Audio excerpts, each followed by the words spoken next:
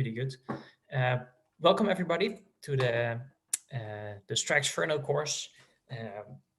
So this is the first session. We named it the vestibule.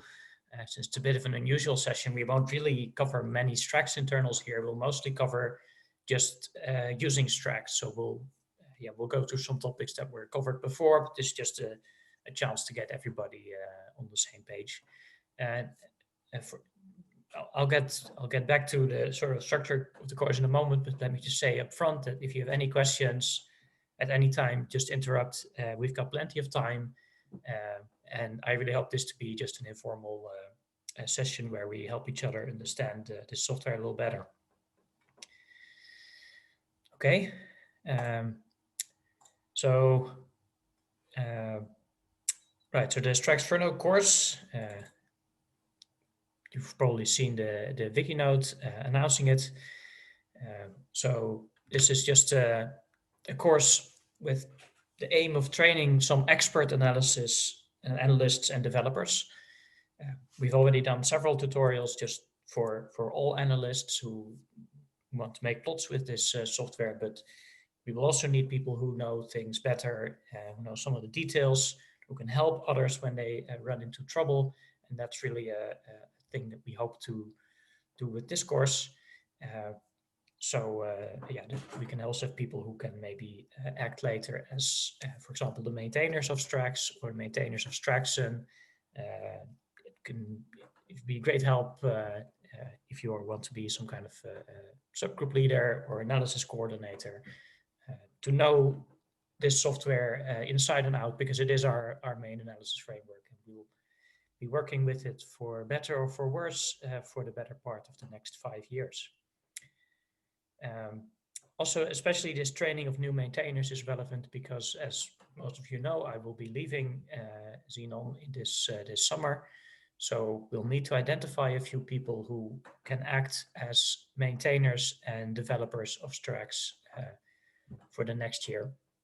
And it's best to do that early. Well, I'm still here and I can still help those people ramp up. And we don't have a situation where I leave and suddenly there's no longer anyone. Of course, I will not disappear from the earth, but I hope that my next job will, of course, also be very engaging and that I just don't have time for Xenon anymore. So this is a discussion course. Now, many of you are probably familiar with that, but some of you may not be. So that means that there's almost no lectures. Maybe today is already a bit of an exception that I'll be talking about a bit of introduction and so on. But usually there won't be that much of that. It'll mostly be us together discussing some of the discussion questions and hopefully also other questions that you bring to this course. Because really, I suppose I could give 10 or 11 PowerPoints describing every little part of Strax. That would be a lot of work for me. And also, I don't think that would teach you the most important skill, which is how do you solve problems, find out the information in this ecosystem of software that we've created so that you can be an independent developer in this code base eventually. That's the goal. So we'll mostly be discussing study questions together. There are also some exercises meant for individual work. We can discuss a few of those if you like. For example, if you encounter a problem already when you've tried it, or maybe some people will come up with a particularly interesting solution, and we can certainly discuss that in one of the sessions. It does help to do the readings before we discuss them. So for every session, we've listed a few readings and study questions here. You can, of course, come to the sessions without looking at anything. I mean, some of you, I guess all of you, have many other projects and are busy, but this discussion is not very helpful if you have no idea what we're discussing. So then you might find that these sessions aren't very useful for you. Okay, so today I'm starting with this intro, tell you a little bit of why and what Strax is. Of course, you've seen that in the tutorial, so this will mostly be just a couple reminders and a bit about the structure of this course. And then we'll get into the questions and discussion. We'll go through some of the study questions for this week first, and then we'll get to your questions. And if there's time, we can look at a preview of next week or even the exercises as things are going. But I expect we spend most of our time here. Right, so why Strax? You might have asked yourself this question, like what got into our mind to change our processor between Xenon Monton and Xenon Anton? So these are just the three main reasons to keep in mind if you find yourself doubting yourself, wondering why are we doing all of this. Our previous processor was much slower than Strax was. So throughout this course, you'll be oftentimes reprocessing a little bit of the data with your own settings. That would have been very difficult in PAX. You would have to use already many cores. You may have to run grid jobs even for just a very simple processing. And also this allows online processing. We don't have that much online monitoring at the moment. That's of course, if you're eager to contribute to that, that would be great. But we do have online processing that could be used for online monitoring eventually. But of course, there are more components needed than just the processing here. Another big thing was the experience of the analysts. You were basically stuck in Xenon Monton with a big root file. And if you wanted to change something, you had to essentially remake that whole root file. There were ways of loading stuff from the old root file and then doing a few things, but very few people used that because it wasn't very user-friendly and it was slow. But in Strax, it's quite easy to just change a setting by passing an extra config option, as you've seen in the tutorial. And then things will automatically be remade. And finally, we want in Xenon Anton to take data without a trigger. So in the first instance, just everything is recorded and only later do we find events. And in our old processor, that just wasn't an option. It wasn't would have to be done in a really weird way. Events were kind of baked in to the data structure. So in Strax, we let that go. So those were really the motivating features behind Strax: the speed, the experience, and the triggerless or streamlined nature. And you'll see these three themes, I think, echo as we go to the code base in the next 10 weeks, informing the choices that we make. So what Strax really is behind the scenes is an engine for running computations based on requirements. So you as an analyst will tell Strax, hey, I want to load this kind of data for this kind of run with some configuration. Then it will build a graph of the dependencies of that data. So you have event basics here, which depends on events and competing peak basics and peak classification. This is an old diagram, by the way. Peak classification doesn't even exist anymore. But it still illustrates the main concept. So you build a graph of the dependencies. It finds out what can I load from disk, that are the great things, compute the ones that are needed, and then eventually give you the data frame. And the computed data frames, they're now stored. In this case, they'll be stored in your local directory. We'll get into the specifics of how Strax does storage in a later session. The main thing to keep in mind is that this is really the heart of Strax. That is an engine for setting up computations like this and running them. In the first two sessions, we'll only be focusing on the computations themselves, how they look, what's the physics behind them. But as we get further and further on in this course, we'll get more and more into how does this engine work and how do you maybe improve it or fix problems with it. So that's also kind of reflected in our general software stack. We have Strax as this sort of central engine in the middle, which contains just the flow algorithms for setting up these computations. Then there's Xenon-specific algorithms and interfaces to this core framework that live in a package called Straxen. And there's all kinds of stuff around it, which we won't talk much about in this course, but these are important for doing analysis and things like how do you start up a notebook, how do you start up jobs, etc. So Strax really is, well, both are open source software, but Strax is really, also not even in the Xenon GitHub. And the hope is that other experiments, for example, small TPCs in your lab, but maybe even other full-sized collaborations could eventually use Strax and build their own layer like Straxen around it. Or they could fork Straxen and adapt it to their needs. Okay, so this diagram, this is sort of just to show you the lay of the land of where we'll be going through in the next 10 weeks. You are here at the top, and today we'll mostly be focusing really on this user interface with the context object, which is the central object that you always deal with. The first thing that you make, and it's the thing that you direct all of your requests to. Then on the one hand, there's plugins that you register with it, which can do all your physics computations. And on the other hand, there are storage frontends that are registered with it. This happens behind the scenes usually, so you don't do that often yourself, but those just manage like where the data is stored and how do you load it. There's only two that really matter. One loads data from a directory and the other from the runs database, or rather uses the runs database to figure out from which directory you should run data. We'll get to all of that in a later week. For now, you just treat this as some kind of magic that gives you data. Then there's sort of a deeper layer, which if everything goes well, you should never see as a user, but you will interact with when you're a developer, which is that when the user actually loads data, it creates this sort of processor where you have several loaders and savers, which can load and save data, and instances of these plugin classes, which do the actual computation, and the processor is just an object which routes all of the data between these different pieces. You may have seen errors coming from this layer when, I think maybe in the previous versions, you'll have often seen mailbox timeout errors. We'll get into the details of all that in the very last of the sessions in the course. Again, if everything goes well, you don't need to worry about it. But yeah, if there are some very deep problems from that layer, then it's good to know what's happening there. Or rather, it's good to know someone who knows what's happening in those layers, because it can get quite intricate.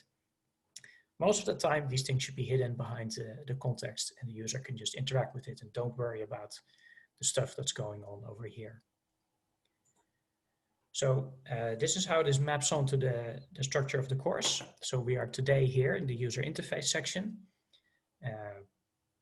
We're just going to cover some common issues and how to use Strax with them. Then next Tuesday, actually already, and the week after that, we'll cover the main plugins in Straxen. So the different physics algorithms there, how do we process our data? Then we'll move on to how those interact with the context. So what actually happens when you load data, what sort of different steps does it go through? Not going into too much detail of the stuff here yet, but just enough that you can understand how plugins work and how this sort of stuff ties together. Then we'll get to the storage backends. This is particularly relevant for people with a computing interest here who might want to develop different storage backends or change where things are stored. And then we get sort of to the inner circles, where we're really talking about stuff that won't be super relevant for most analysts, but it's very important that there are some people who know how it works. How do these plugins work under the hood? We'll talk about that for 2 weeks. How does this context actually start up a processor? And finally, we'll talk about how the processor will actually do this routing of data between these different components. But that's very far away. If you're an analyst, most of the time you're just dealing with the stuff over here, and it's good to know something about the stuff over here. And maybe some people it's useful to know, even as an analyst, the things that are over here. Okay, so here you see that same thing, but now with time attached. So we are here using Strax, Friday, that's today. From now on, we will use this Tuesday time slot. There was a vote among the people who subscribed. I think almost everybody, this slot was the clear winner. So let's use this and then see how things are going. As you can see, this is being recorded, so you can always watch it afterwards.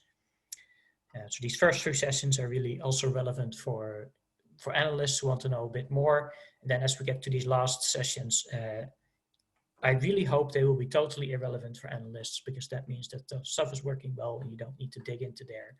But some people need to know what happens there. Okay, before I go any further, I just wanted to mention this. You can always ask for help. We've got the Strax Gitter channel, and a lot of people report problems there, and that's great. Sometimes what can happen is that in the way you ask for help, it doesn't really help stimulate a productive answer. So here's some not real examples of questions that are maybe asked in a way that is not completely helpful. So maybe can one of you point out what is the main problem with this first way of asking for help? There's actually several. So can you name a problem with the way this imaginary person is asking for help? It's like absence of details.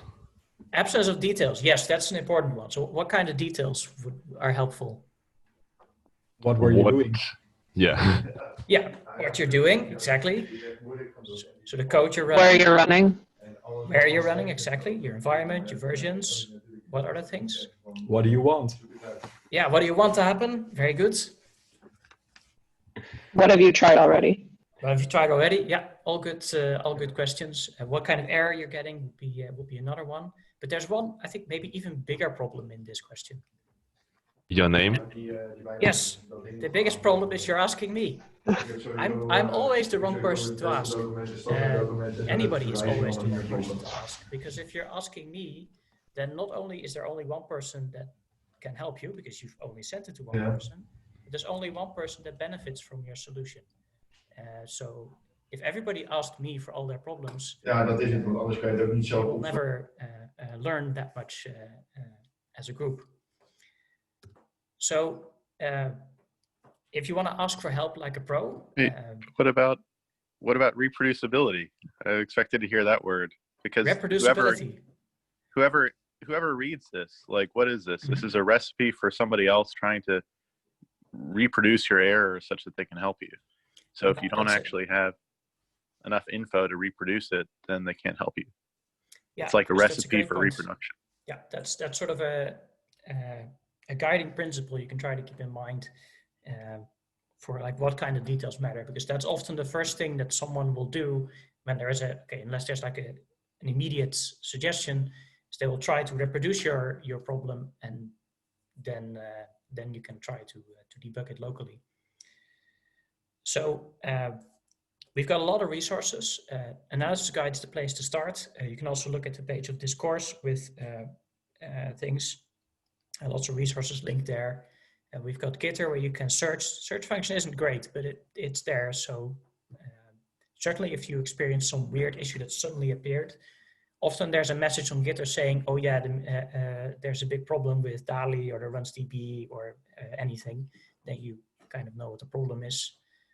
If it's not specific Strax related, very often Google knows your answer, and very often it knows it because of Stack Overflow. Then if you don't find the answer there, you can post in Gitter something like this. So you can use Gist, which is just a feature of GitHub, to combine these things if it's otherwise a long post. What environment are you using? What Strax version are you running? That info is printed automatically when you started the job. What code are you running? Especially like what run are you trying to load? What error do you get? There's sometimes a very long traceback, but that can be informative for people. Indeed, if you already tried something, then please report that. If you suspect a Strax bug, you can also open a GitHub issue immediately, but as you prefer, you can also just ask on the Gitter. And if you got useful help, then please pass on the good spirit and help other people. This is not a software where there is a help desk or a professional support team. We are the support team, and we have to make the best of this to get things running together. Sorry, Jelle, can I comment something on this? I always found Gitter a little bit difficult to track back things that were already asked in the past. And I think often it happened that people are asking maybe the same question because the same problem happened after a month or two, and going back in the history. So my suggestion would be useful when somebody get an answer on Gitter, just to make a copy and paste of this line of chat and decide that we have a frequent asked question on our wiki, and just copy and paste this on our wiki. Yeah, that's a good point, Matteo. So we have in the analysis guide already like a few common problems, for example, when starting the notebook. But you're right that this is very specific. There are also more general issues that people encounter, and it would be good maybe to add to this guide just a section on frequently asked questions and solutions. That's a good idea. Yeah. I mean, if it takes a lot of burden to the people, nobody will do that. That's why I'm really suggesting that people just copy and paste the last 3 lines of the chat and put in the wiki with, yes, just to add a reasonable title so that you can search for it. Because if it's a lot of work, I'm afraid that nobody will really do. The wiki has its own search problems. I mean, you could always put it in GitHub and just make it a question that you close. But I think that there's a bigger issue on how we're doing communication that needs to be figured out related to the point you're making about Gitter. But I think that's a bigger issue where you have to figure out. I know that also the wiki has its own search that is not the best, but I really mean if we have a frequent asked question page and everybody copy on that, then you are not using the search of the wiki, you are just searching this page.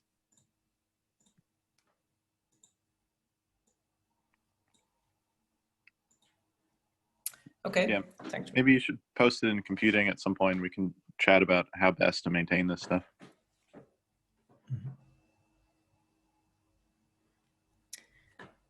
Okay, are there any other questions about this this short introduction, about the structure of the course, or what we're going to do?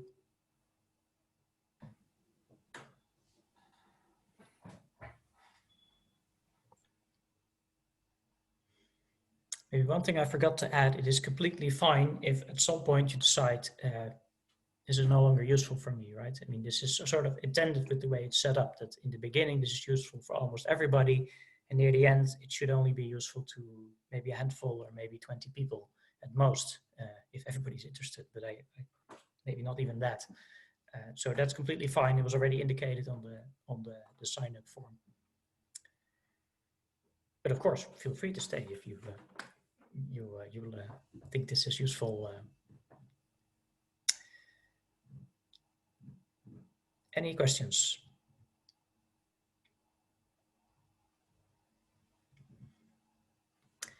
Okay, then that's as much as I wanted to say for today. So then I would suggest that we start looking at our discussion questions that we had. So the way I had in mind to do this is that I would just open a notebook. I'll share it with you. I guess I need to pull in this to this browser window the actual questions. And right, so we are here in the vestibule, and that we just go through these questions. So we go one by one, and then we'll just ask what people's thoughts on this are, and maybe we'll try different pieces of code over here. I can give you remote control. If that doesn't work, we can also share the screen with other people. Okay, so let's start with this first question, which I'm sure many of you have experienced. Why does your notebook crash if you try to load raw records for a 1-hour run? What's way too much. It's too much. It's too much data. There's too much data to hold in an array just on your RAM, I guess. Yeah, exactly. So it's using too much memory. Right. So that's very easy to do. I won't do it completely now here. That will just break my kernel. But yeah, the way you see it is that there is just a crash, or if you're on the login node, you will even just get kicked out and your session is ended. So what kind of options do we have to then do analysis on low-level data? Seconds range. Seconds range. Okay. Yeah, that's a good one. So seconds range. Okay. Okay. So what does that do, Johan? So you can tell Strax to, from a given run ID, only load the first 10 seconds, the last 10 seconds, whatever you like. It just gives a range of time where Strax will look for the data. Yeah, exactly. So let me just load the Strax in context and we can demonstrate it. What shall we do today? Xenon 1 ton, Xenon n ton? What do you guys feel like? Cutting edge, Anton. Xenon n ton, very good. Okay, good. So, okay, then we need to select some runs. Okay. We just need to find one run. So you can always also look in the Xenon runs database, which is at the DAQ website. So let's see. Yeah, this looks like an interesting run. So let's maybe let's look at this one. In case this run selection business doesn't work. So get array. So here's one thing to keep in mind when you're copy pasting from the DAQ page. The DAQ uses run numbers. Strax uses run names, which are strings. And it has to do that because it may also support Monte Carlo runs or just runs with different names that are maybe groups of other runs later. Okay, so let's see, raw records, seconds range, 0. So how much would we save for this data?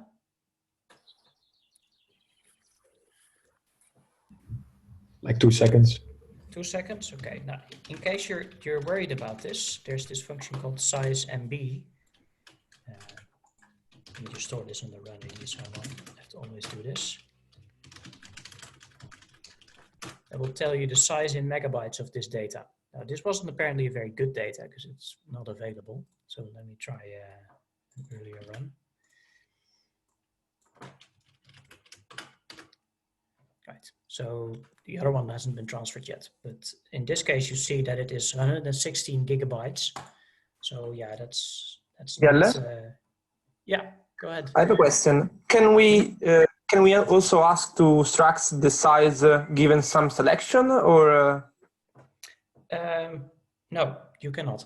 Okay. That might be interesting, but no. Okay. So in this case, the run is an hour long, so the size per second is 32 megabytes. So seconds range 0 to is completely fine. Okay. Run AD. Okay. So let's store that.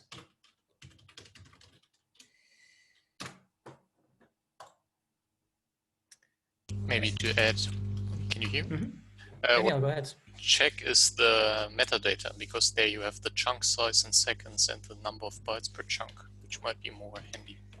Yeah, that's a good point. So Daniel, maybe you can show us how do you check the metadata. Can I give you some remote control? And then...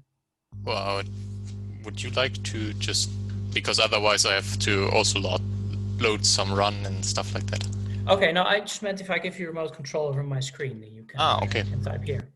Of course, yeah, if you would have to also load a run, that would be... So let's see. I need to find you in this list. And I just do auto accept all requests, and then I hope that... so can you request remote control?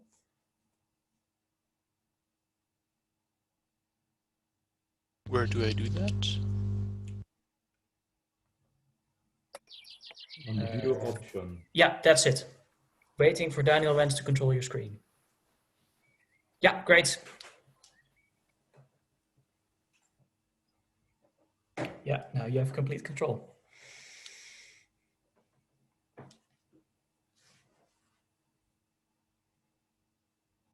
Daniel, how are you doing that? What? Can you explain to people how you got that? Sorry, yeah, you can to just push the tab button and then it auto completes. Exactly.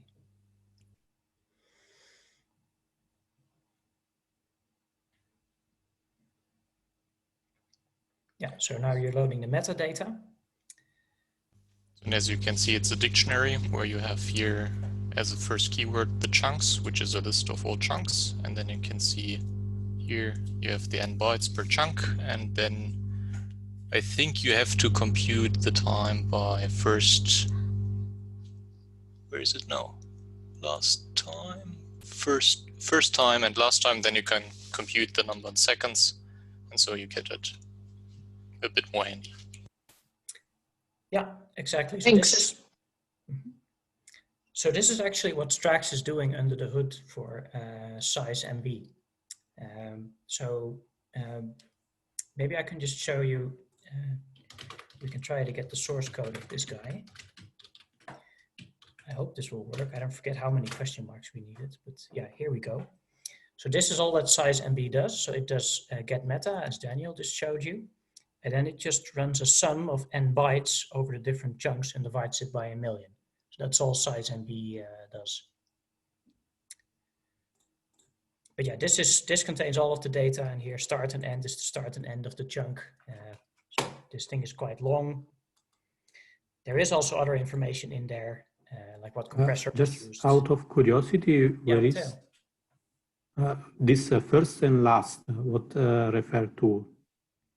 Yes, so there's a couple things. So is it a single chunk or it's more than? So all these numbers are times. The most important ones are start and end, which are when does the chunk start and when does it end. And all the other ones just describe data in that chunk. So what is the first time that appears in that chunk? What is the last start time that appears in the chunk? What's the last end time that appears in the chunk, etc. So why last time and end time are not the same then? Sorry, Aaron, what were you saying? So yeah, you say that last time is the last time that appears in that chunk, and yeah. So that's this data type is made out of. Let me show you the data info raw records. Right. So this data type is made out of things that have a start time, a length, and a width. So they always have a start time and an end time defined by these two things. This is true for all Strax data types. All Strax data types are some interval in time. So they always have a start and an end time, every little record or peak or event, or it doesn't matter what it is. No, thanks. Mm-hmm. Basically, this is the first and last fragment. It's the first and last, sorry. Fragment, or this is what I catch talking exactly. with Daniel. Mm-hmm. Yeah. Okay, good. So that's one way you can restrict your data with seconds range. So, Jelle, sorry, can you explain what is a second range? Because it sounds weird for me. Okay, so we can check that here. So you see the documentation of get array. You can also look at get df for data frames. You see here seconds range is the start-stop range of seconds since the time of the start time of the run to load. So 0,2 here did 2 seconds of the run, the first 2 seconds. And if you want to load something else, you could also do something like this. You have the 2 seconds starting at 50. So is it just instead to load the full data set, the full file, just a piece of a few seconds? Yeah, and that's why it fitted into memory, because it was just 64 megabytes. So that's completely fine. Okay, understood. Okay. Do we know other ways of selecting? I don't know if sorry, I don't know if you want to go to this level of detail, but this, since I know that this raw record are saved in chunks, while doing this, you get, let's say, always a full chunk. So somehow It's 2 seconds, but it's rounded to this minimal amount of data that is the chunk, or no, you get just exactly those 2 seconds. So it will, behind the scenes, of course, maybe it has to load 1 or maybe even 2 chunks or 3 chunks to do that. But you get exactly the range in that time. You can control that with the option time selection. It shows here, here time selection. So by default, you only get things that are fully contained in the range, but you can also specify that you want things that partially overlap with the range, or you can select skip, but that's silly. So I don't know why we have that option, but those are the options that we have at the moment.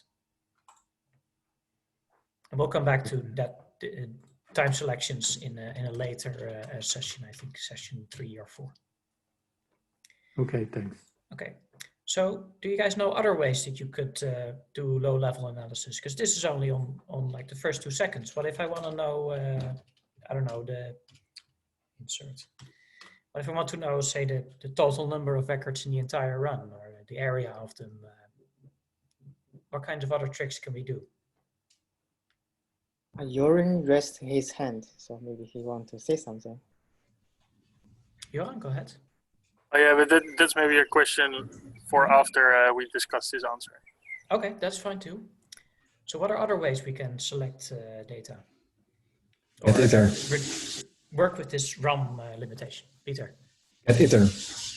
Get iter, beautiful. So let's look at that, get iter.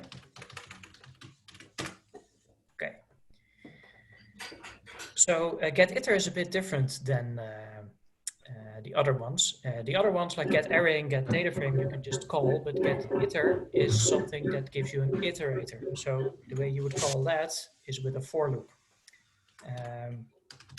So you do for r in get iter run ID raw records, and then you would have a for loop over this this thing. So it will now go through and load it one chunk by one chunk to get the different pieces. Right, so this is very useful if you want to do something where you really need all of the data. Let's see what happens when I interrupt it. That can sometimes be scary. So Jelle, that seems to be rather slow. Why? Why is that so slow? So this is because the total data size of this is really large. So if you look here, let's see. So we have this data is actually 116 gigabytes. Okay. So before we're done with that, that will take quite some time. Yeah. Also, we are taking this data over a network file system, so that can't help either. So we can look at what size a chunk roughly corresponds to. But I think it's just here the size of the data. You can of course also use this with high-level data. If I do event info, then it's just one chunk, and that was very quick. But of course, for this you could just load the data. So it is a get iter is a loop over chunk by chunk all data.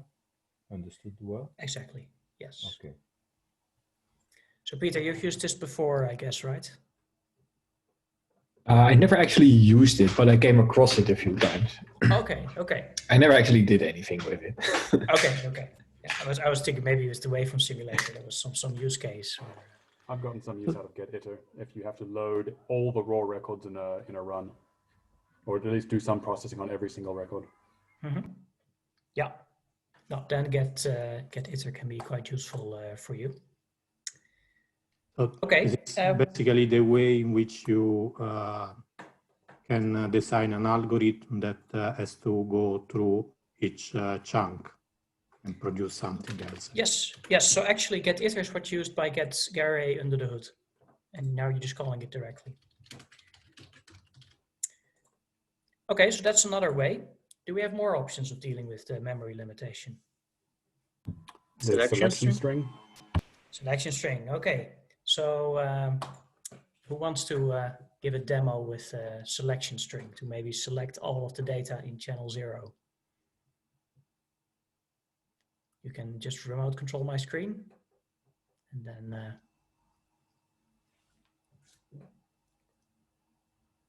sorry, one thing. Maybe you should also show for get iter how you get the data, because I think R is not the data right now, isn't it?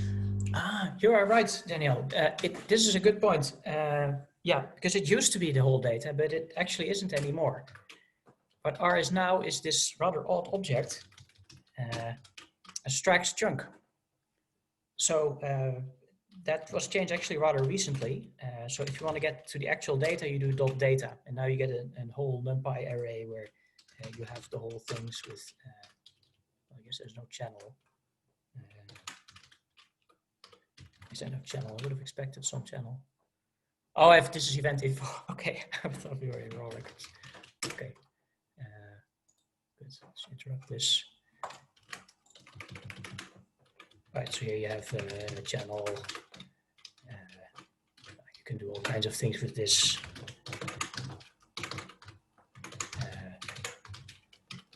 Make histograms. We have to import matplotlib. Okay.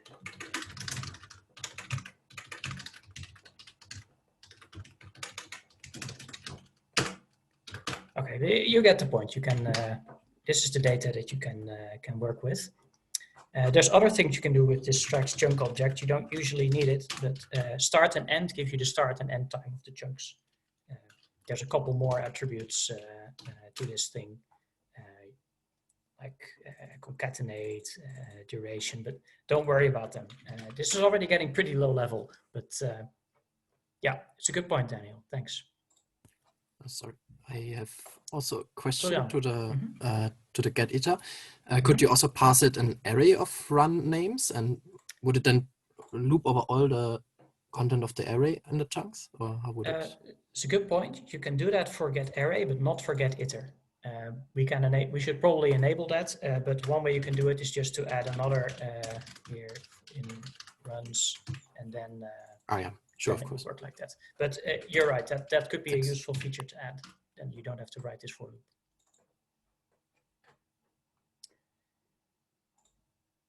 Okay. So we were talking about selection string, right? And who wants to give a demo of selection string? Who dares?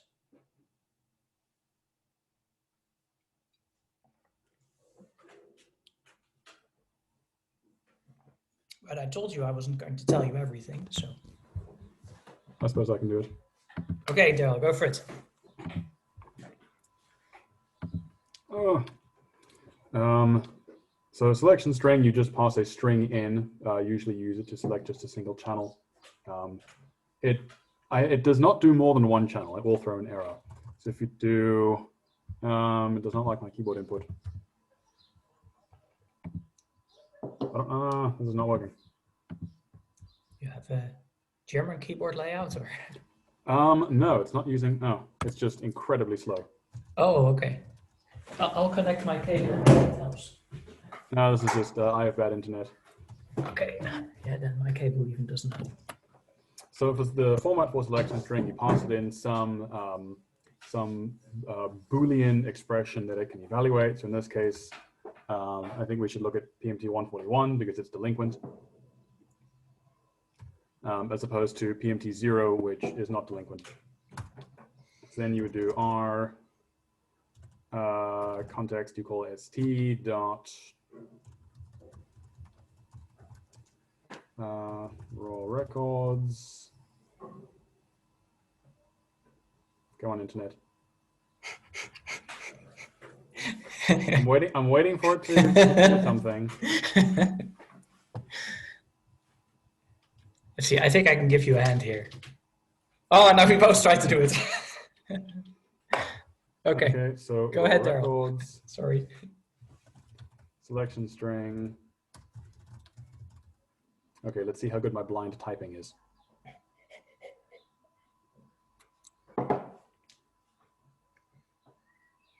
Any day now, any day.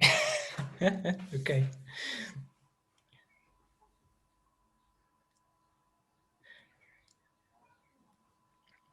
Okay, what shall I finish this, and you just tell me whether that's what you had in mind, okay? Sure. So something like this, right? Yeah. Okay, so if we run this, what it'll do is it will go through all of this 116 gigabytes of raw records. Every chunk, it will apply this selection string, so select channel 141, save that, then go to the next chunk and keep going through it that way.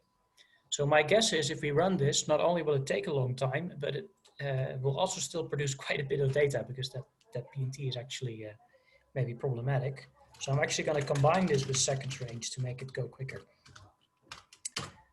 In this case, it should not take very long. Daniel, you had a question?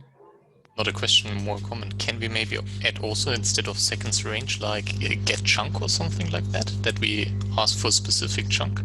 Yes, there is an option, chunk ID. I don't think it's documented, but yes, that option does exist.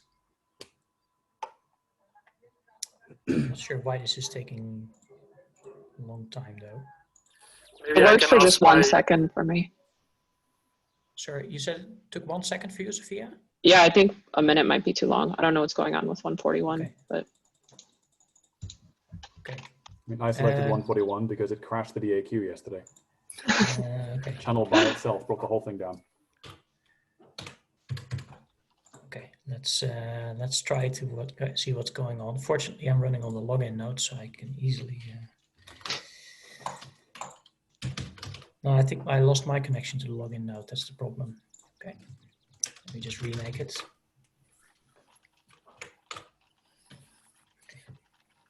Maybe in the meanwhile, I can ask a question that I was. Go ahead, Johan.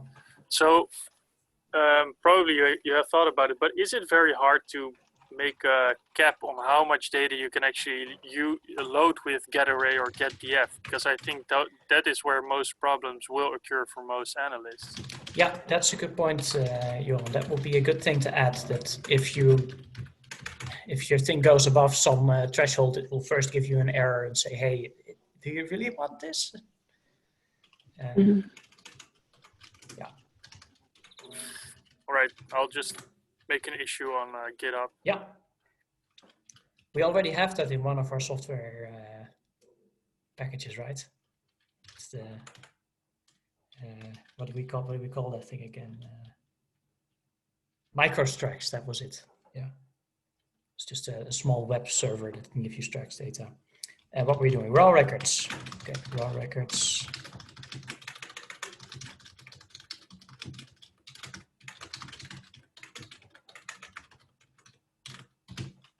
Okay, see if it runs this time. I often do something like this just to check that your kernel is alive. Apparently it was. So now we get to see what's actually happening. I don't see it doing too many. Yeah, now it worked. Okay, let's see how many bytes this was. That wasn't so bad. Okay, so that's another way to do it. Selection string. If you want to know what kind of things you can do in a selection string, have a look at this package called numexpr. That is describing the syntax for these cut strings or selection strings. You can actually do quite a few things. All these operators are supported, especially this where one can be useful. But yeah, you cannot do too complicated things. Okay, there's at least 2 more interesting things you can do to get around the memory limitation. What more options do you have? Keep columns. Keep columns, bingo. That was very recently added and it's not documented. Right, so let me just show that to you here. There's keep columns. Let's only keep channel. Should do this. So now it's only getting the channel in 0 and 60 and then displaying that. Maybe displaying that wasn't, yeah, okay, looks like it worked. Yeah, so you now have only channel, which is very reduced. You can probably also do just this. But in general, that's just, in this case, Strax saves you, but specifying a string for an option which takes a list of strings, the problem is that this tends to get interpreted as a list of characters. So if you do something like this, right? That's probably not what you intended. So it's that case, it's safer to then actually specify it as a list. But since I make that mistake so often, I made Strax actually accept both inputs and not be confused. It's the same for this this option here. Thanks, Giovanni. Any other options? So this one print inner is present only the column with the number of channel. Yeah, in this case, I only selected the which channel is part of this this row records. That's the only one I kept. Yeah. Okay. And it does not exceed the memory because it's not taking all the data in memory and then reducing the column. It's just building up this column one by one. Yeah, so it's taking one chunk, selecting your column, saving that, then go to the next chunk, etc. Thanks. Okay. So there's at least one more. This one was very recently added, so I'm not surprised if you don't know about it yet. But I think it's a very cool one.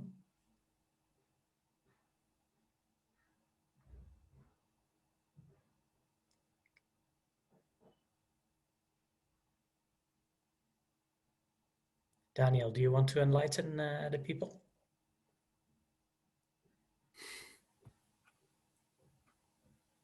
Sure, yes. We added some function which can accumulate results. Exactly. So that's a new thing that was added. Let me just show you. If you want to keep apprised of new things that are happening, you can follow in our GitHub repository here, the repository. So you can watch it here. I'm not going to unwatch it now. Then you get an email every time there is a new issue or a new pull request for a new feature. And one thing that Daniel added recently was accumulate. Just find that pull request.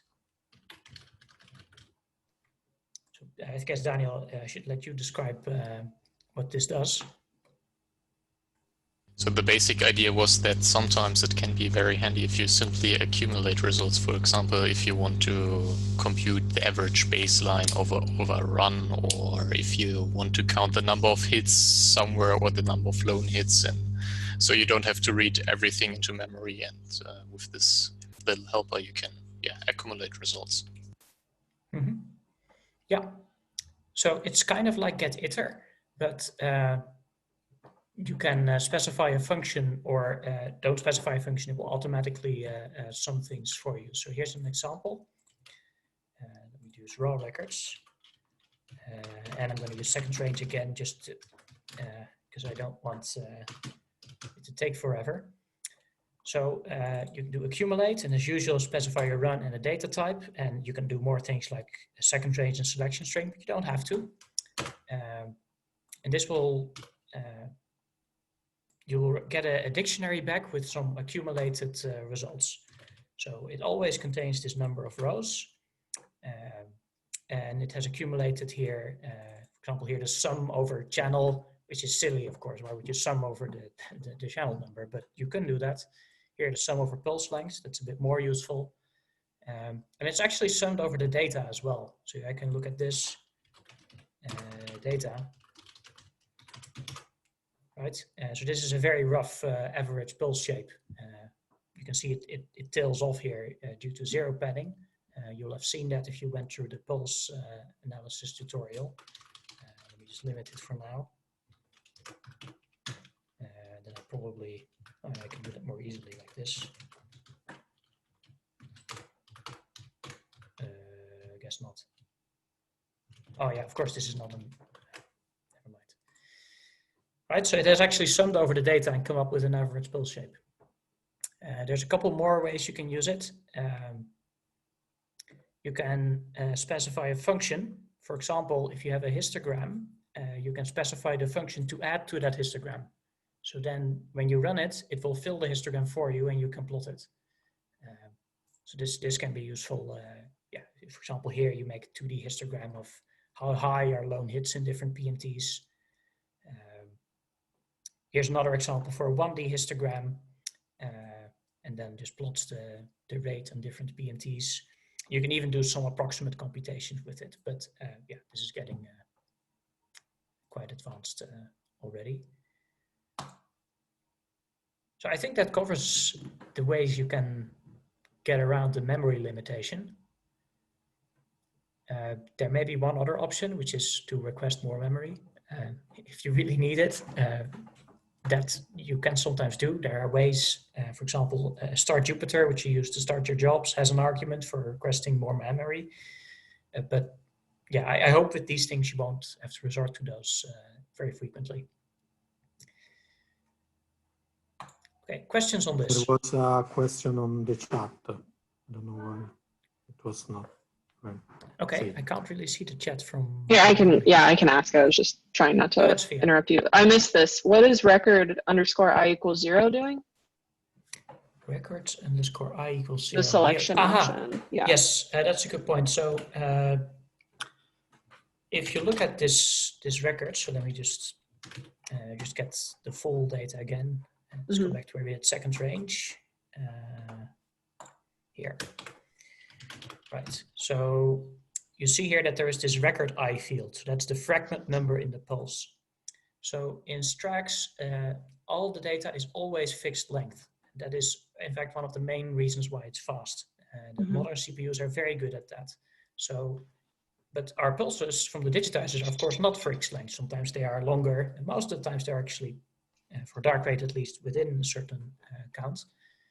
So when that's needed, it will make a second record, and it will check, okay, hey, I'm actually not record number 0, but record number 1. I'm the second fragment, if you will, from a pulse. Okay, gotcha. So you're just looking at, I mean, I guess that'll happen if you have like something weird going on. So you're looking at some nice records here, hopefully. Yeah, this is a very rough way of selecting lone records. It's very bad. I mean, it's much better to select, for example, the pulse length is less than 100, because now I also get records which are actually part of a really long pulse, but just the first part. So it really isn't a very good way of doing it, but it's a way. And if you're looking at like PMT 141, which caused the DAC to crash or whatever, you probably wouldn't want to do that, because you'd want to see, something going on where it's not that first record, but there's some huge after chunk or something. I don't know, just an idea. That's a possibility.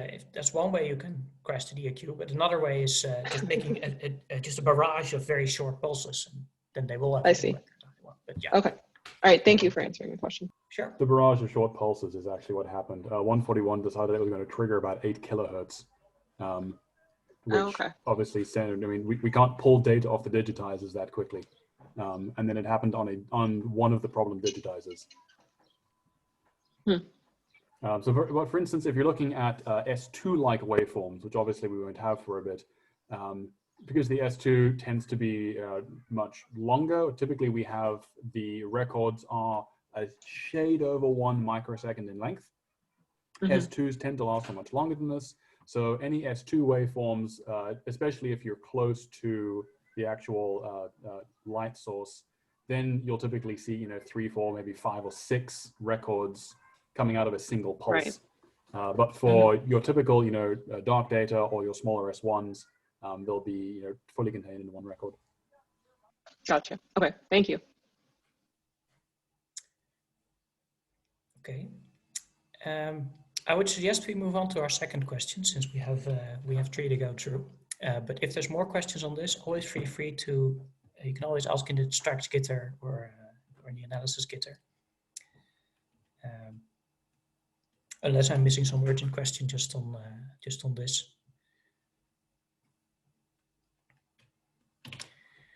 Okay, then let's go to this one, which is also a problem that I think several of you have faced. So someone announces on Gitter that there's been an update in Strax. And then you look in your notebook and you see that the data you want isn't available. What could be, and it was available maybe yesterday. So what could be the cause here? Why isn't the data suddenly gone? Any ideas? New context? There's a new context. Okay, that's so what do you mean by that, Giovanni? That you change some some option for plugins, and you are going to build the new data, and second range, for example, is not available anymore. Okay, so your usual selection is not available anymore because that doesn't exist anymore in that context. Yeah, indeed, that's the fundamental problem. So Strax has this thing called contexts.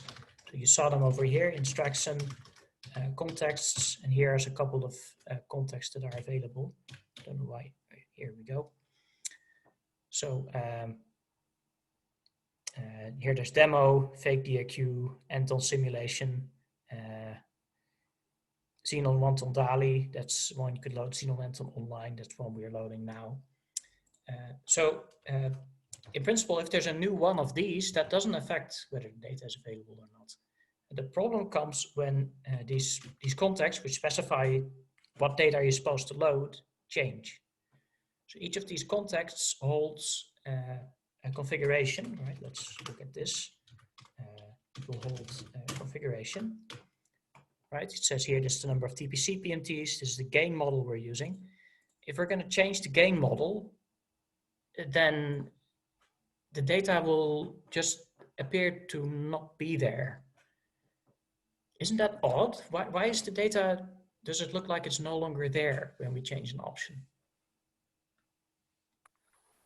Because it's no longer the thing you're asking for. Exactly, yeah.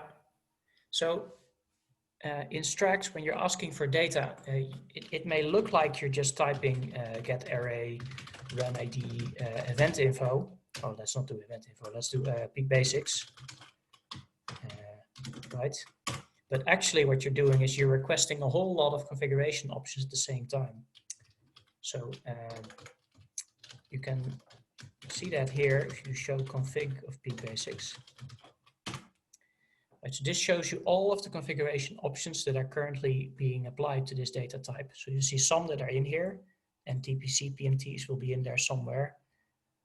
Here, and TPC PMTs 494. But there's others which which are not specified but have a default specified. So you can override that, but then currently this default will be used. And if somebody changes this or changes it in here, then the data changes. Then you're asking for different data. Briefly, because it's on screen, n top PMT still defaults to the 1-ton value. That sounds pretty bad. Yeah, why is that happening? Okay. Maybe we should update that. We should change that, yeah. So that should be, that's actually good. Then we can show you where this file is coming from. So here in context.py, this is where these contexts live. This is in Straxen. Right, so here you have Xenon Anton online. That's the one we're using now. We'll get into how these contexts work later. Let me just now search for top PNTs. I don't see it. Then I guess it's a default that's hard-coded in one of the plugins, which is actually the normal ways defaults are specified, because then it's close to the settings themselves. Okay, that's a good thing we should look into, but it'll take a bit of time to find it. I guess it's in peak basics. But... Okay, so the problem is likely a configuration changed or a version has been bumped, and now the data you're asking for is no longer there. So what can you do? How to deal with that? Sorry, Jelle, do you mean that the data is not there anymore, or since the default has changed, maybe the new data with the new default has not yet, I don't know, processed? Yeah, that's what I mean, indeed. So it looks like the data is gone, and in a sense it is, because you're now asking for different data. So the data is not there because what you're asking for is now different. So then it's just putting back, let's say, finding which parameter has changed and asking your context a different parameter that was default in the previous version or something like this? Yeah, so indeed, that's one way to deal with it. So you can try to figure out what the old configuration was and then going back to that. But that can be quite complicated because many things could change at the same time. So what we have for this is this concept of contexts and environments. So when you start a Strax job, you specify an environment to use. Most of you, if you're doing Anton analysis, you're using what's called the bleeding edge environment, right? So if you go to the analysis guide, here, analysis guides, right? So if you go to Xenon Anton here, it will say, hey, if you want to do Xenon Anton analysis, then specify this anaconda path and this environment to make sure you get all of the latest fixes. Beautiful, but maybe you don't want the latest fixes. You want to have some old version where things are still available. So you can use an older environment, which is the main environment. So you just leave off these things, which is actually the recommendation for Xenon one-ton analysis. Just do Strax lab, and then you get to that normal environment where hopefully the data that you want is still available. If you want to go further back, what we're doing in computing is that we're occasionally tagging an environment, and then that is frozen. So you can go back exactly to how it was in, say, April or in March, or and you can specify that also with Strax Lab. That is not documented at the moment because I think I couldn't find those images or something. In any case, it's not useful now at all because things are changing so quickly that you really don't want to go back to the way things were in March, because most things didn't work in March. In fact, if you do that, you will see a problem. You can go to the March environment and then you will see that it looks like there's no data available, because by this time we've deleted the data that was processed with the March settings, because that's not very useful. So yeah, one thing you can do is change your environment.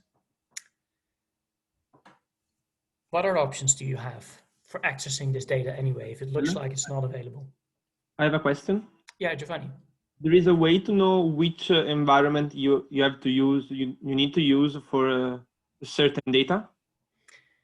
Yes, the way is to look into the analysis guide and check what applies to you. And it's the job of the analysis coordinators, in this case me, to make that clear to you.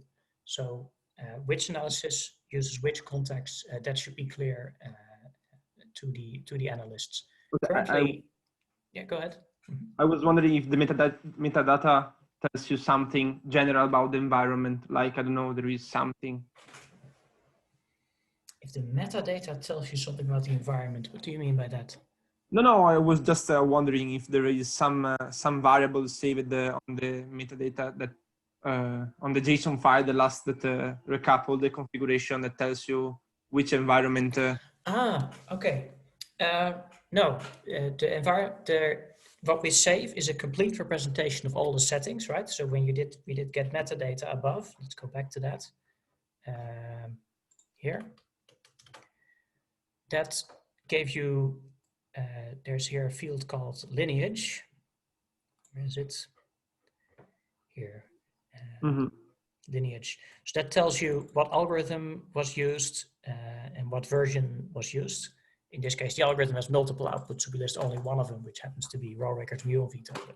That's just a coincidence. And there were no specific settings because the DAQ reader doesn't have any settings. It just acquires whatever the DAQ got. But no, we don't store which environment it was made in. That may be a good idea to do. But anyway, from the Strax version and from the plugin version, you can kindly understand which environment it is. So yeah, so these questions like which environment should you use and making sure that the data is available, I'm discussing them here, but really they're kind of the responsibility of the coordinators. And yeah, so actually one of the solutions here is reporting this issue saying, hey, I'm in this environment, but my data is not available. Now, if you're in an old environment and you're reporting that new data isn't available, yeah, okay, that's kind of expected, right? If you, but if you are in a new environment and things don't work, that is something that we should take action on. So that's completely fine to report that. Hi, Jelle. Where do I find this lineage parameter again? Yes, so the way to get how do you get that? So you can find it in the metadata. So for example, let me get that for peak basics. Lineage, like this. So there you get all of the settings that were used and all of the versions for this data. I think there is even a function here, lineage. So you can give it the run ID, peak basics, and then you can get it directly. And there's even this one. Okay, this we'll get back to in week 5, but this is basically gives you the internal key which Strax uses to track the data on disk, which has this thing called a hash, which you might see at some point.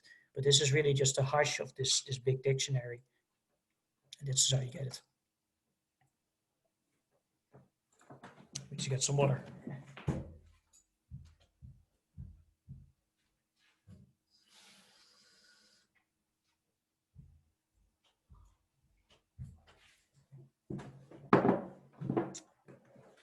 Okay, more questions on this.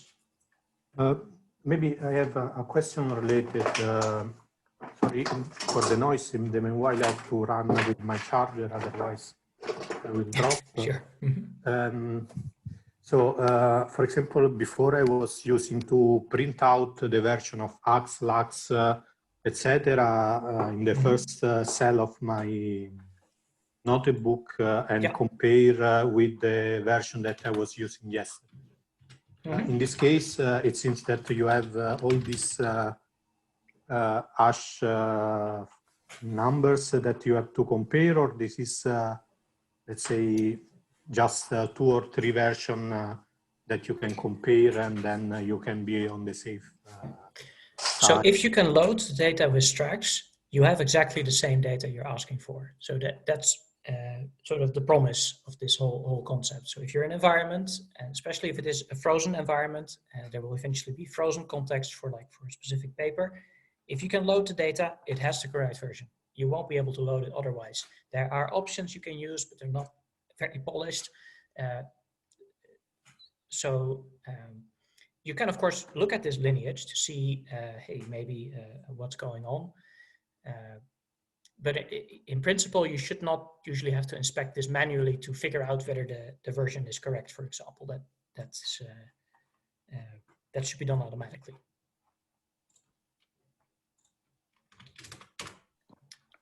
But you can, of course, print out the versions. Sorry, I'll come back in a moment. Let me just show you this.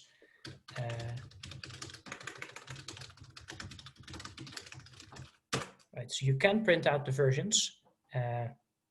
In this case, it didn't work because I guess the environment things are not okay. So if you see this, then it is not right.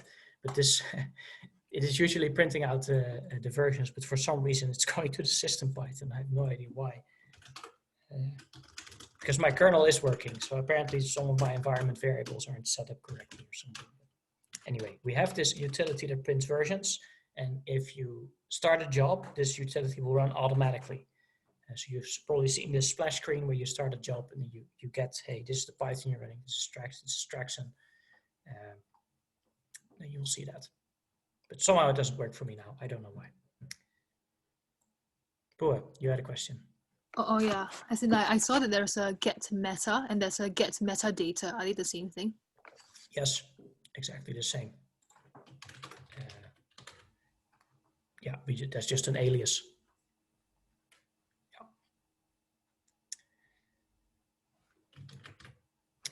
Okay, good. So let's get to this third question. It gets a bit more practical again.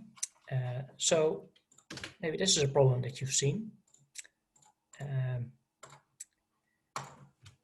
Why can I not load peak basics and event info together in a get array or a get df call? So let me try that. Get df, run ID, peak basics, event info. There's a small problem here that event info hasn't yet been processed, right? I can check actually. Stored, maybe basics. Oh, it's called is stored. I always make the mistake. So peak basics is stored, but event info is not. So let me temporarily switch to a Xenon Anton context. Xenon Manton context. I can try to make event info for Xenon Anton data, but then we'll encounter things like the position reconstruction not having the right defaults, etc. So let's not do that. This shows you anyway how you can do analyses in multiple contexts in one notebook, whereas in previous worlds you had to restart and reinitialize. Okay. Let's take my favorite run name. I used to know this by heart. It's 1029.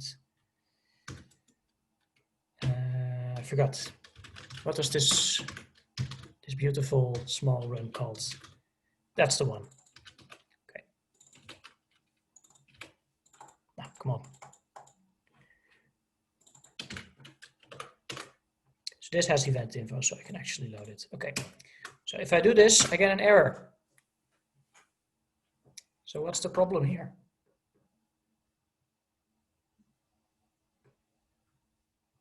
Can somebody? They're different data types, so you can't really match them up.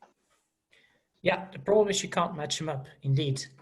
And in general, when you get an error in Python, this is different from other languages, you have to scroll to the bottom. Then it shows you what the problem is. And here it is indeed saying it cannot auto-merge different data kinds. So can somebody tell me what is a data kind?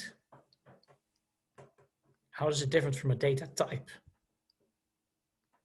Just checking if you've followed the tutorial.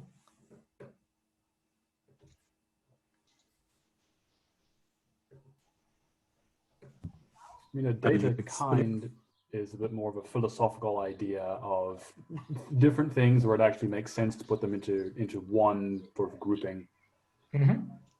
The data type is the physical binary representation of it in memory. Yeah. Yeah, so a data kind is a more abstract concept. For example, an event is a data kind, a peak is a data kind, a raw record is a data kind.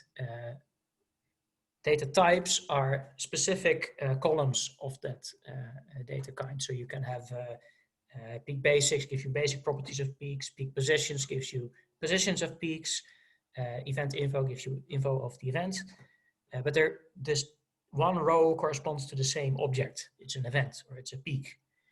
So if I load two of these data sets, I can just concatenate the different columns together and it works. But if I have two data kinds, it doesn't work because you have maybe 10 events and 50 peaks. So that's a problem. That's because I have a different structure, maybe. Yes, they're structurally different. So you cannot just merge them together. Yeah. So that's okay, but what if I want to do something like this to compute the sum area of S2s in an event? How would we tackle that? Any ideas?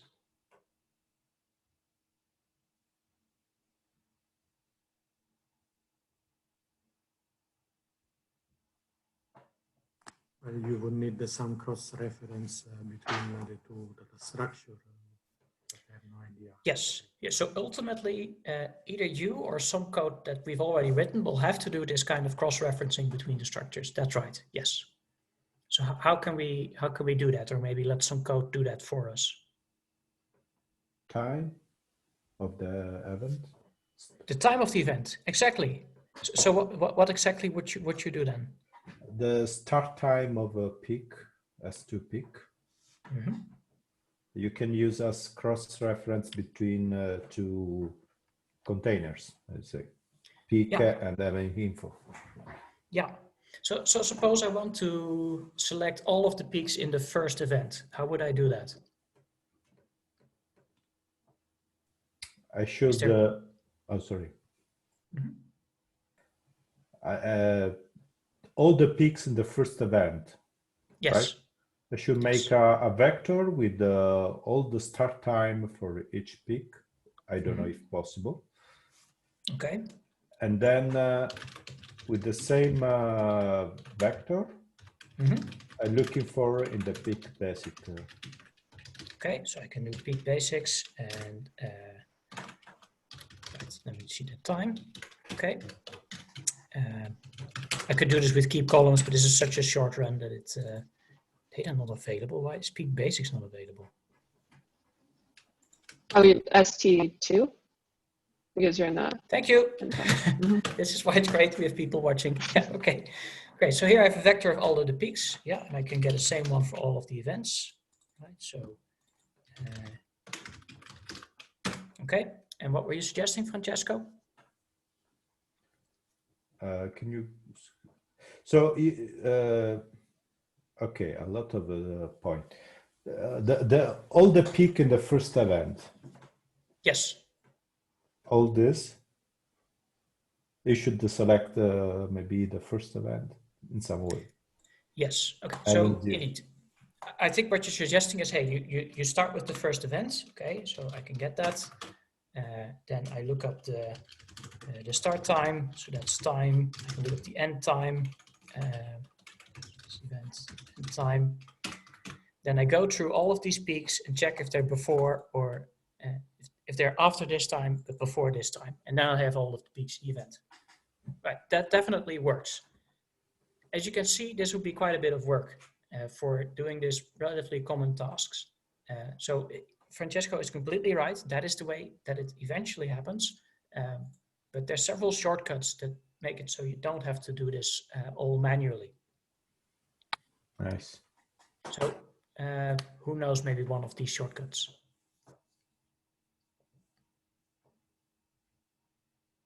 There's a couple of approaches we can take here. Suppose, yeah, sorry, you had a suggestion?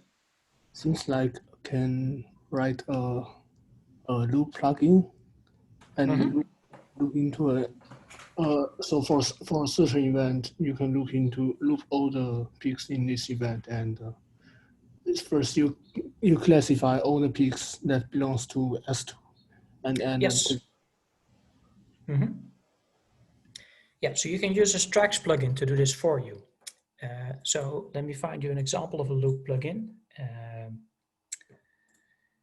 I used to have an easy example. Where is it? I think I have it over here. Just need to go to this presentation.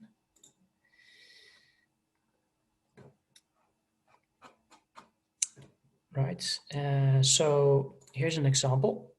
So this plugin doesn't compute the sum of the S2 areas, but the maximum of the S2 areas, but it's the same thing. So you make a loop plugin, you declare what data type it has, and you do this compute loop, which is similar to the regular compute that you've seen in the tutorial, but it has this compute loop attached to it.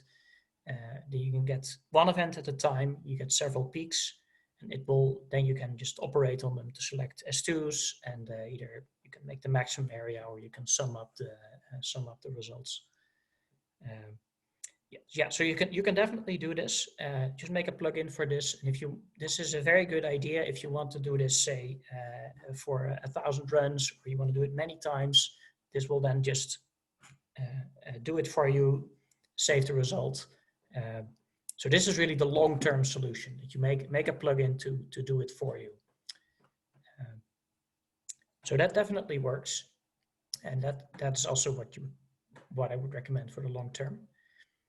There's a couple of shortcuts that you can use if you just want this, say, in a quick analysis. You don't want to. Sorry, yes. Basically, just to understand how it works, it will add to the event info data kind the sum, this variable, and it use the peaks info data kind to just in the calculation. So a new plugin makes a new data type. So it's just like you saw in the tutorial. Okay, we had tutorial here. Right, so you had here a new plugin. This was a classification plugin, but it amounts to, it's very similar, except this is a loop plugin. So you make a new plugin that provides a new data type, and you need to register it and then get that data type. That is how you operate on the new plugin. Yeah. If you want, you can change event info to also load that. That's in fact not true. This is, do you since before you defined the data type and the data kind, will I understood that with this plugin you will have something that will have the same structure of the event info, isn't yes, it? so we get the data kind automatically from your first dependency. So that's it, okay. It's an event in this case. So that's how it will be interpreted. Okay, so the first one is somehow special, give us some extra meaning. We will get to this when we get to more plugin development issues later, but sure, yeah, it's a good point. Okay, since we're running short on time and I don't want to take too much time from Face Telecom, let me just show you a few functions that you could use. If you just wanted them in the first event, you can use a time selection option. So here I have the first event, right? I can do, I don't know why this is, did it crash again? Sometimes I lose connection to the server. No. Take your time, Jelle. We can start the meeting later. Yeah. Okay. Yeah. We don't need much more time. This was the last question. Okay. So. Okay. Here we are. So I have an event here. What I can do is I can, in get array here, I can do a new time selection option that we actually didn't cover, time within. And you will only get the peak basics that are within this event. So if you wanted to, you could even make a for loop for event in events. Here, events. Right. So this is not a good way to do it because this will, of course, this doesn't print anything. So that is even worse. Right, so this will work, but every time you call get array, it needs to start off from scratch and decide, oh, the user wants something, which chunk do I need to go, etc. So there is a better way. You can use, let me just get the peaks again. This function called, I need to import Strax, split by containment. Yeah, there it is, split by containment. So I put in my things and I put my containers in, and then I get a list of things out. This will be the peaks in the first event, peaks in the second event, peaks in the third event, etc. So of course, this is what happens under the hood when it works with a loop plugin. It just runs this split by containment for these different types. So if you just want one event, or you just want to do it quickly, you can use this solution, just multiple get arrays. Split by containment, you can use yourself. There's also maybe fully contained in. So if you want to know just which peaks are in which events, then this will give you the information. -1 means it's in none of them. Here you can see these are the peaks in event 0 and event 2 and 3 will come. Here's event number 2. Well, event number is 1. Okay. Okay, so those are some ways that you can match info from different data kinds together. But usually, in longer term, if you're doing something like that, you want to build a plugin, and the easiest plugin to build is often a loop plugin. And we'll see some examples of that next week. Okay, any quick questions on this?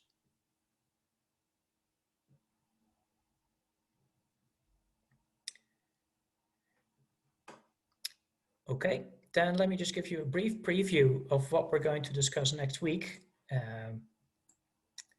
So I don't think I added something here. No, so let's just go back to our course page. So next week, remember that the session is already on Tuesday, and normally we have a week in between, but due to the technical meeting, there was less time this week to move to Friday. There's some reading, which will be on the high-level processing in Strax. So you're going to read how the actual processing inside Strax works. So that's the higher-level algorithms, such as corrections. You will see energy estimations, and even how an event is defined. unlike in Xenon Monton, where events came off the trigger, we have our own definition of events that gets made actually quite late in processing. So if you want to change that, you will see how that works. So you will see several examples of plugins that are made. And in the study questions and exercises, you'll be asked to make small modifications to those plugins. You don't have to understand every plugin in complete detail, but the goal here is just to get familiar with what these algorithms are, where to find, for example, some corrections or some other things. Position reconstruction is in here, and to get you familiar with what a plugin is and how that works. So as a reference, the Strax and data structure may be useful. That's just in the documentation. Right, so that's this big dependency graph of what depends on what. So we were working with raw records mostly today. We've seen a bit of peaks and events. What you're going to read for Tuesday is everything from peaks and above. Everything below peaks is something we'll discuss next week. Sorry, not next week, but the week after next week. Yeah. So that's it for next week. There'll be a few questions that we'll go through just like this week. There's some exercises that you can start on. There's also an exercise for this week. Many people have already done this because we did it in the tutorial last December. If you haven't, feel free to look at it, and we will post the solutions at some point. Okay, any questions? Jelle, will you be posting what you showed today also on a GitHub repository so that people can find it later? Yes, that's fine. I can just post this notebook. Let's call it session 0. We can just make a GitHub repo where we can. I'll post this, and if anybody else has something to share, like a solution or an interesting extension to this, feel free to upload it there as well. Thanks, Johan, for the suggestion. Yeah, it's possible also share the recording of this. There's people that record this chat. It's possible to share. Yeah, that's the idea of the recording. So Faye can probably give you the details of where it's best to share it, but I'm guessing just on DALI. Okay. Yeah, and we'll put the link up on the course page anyway.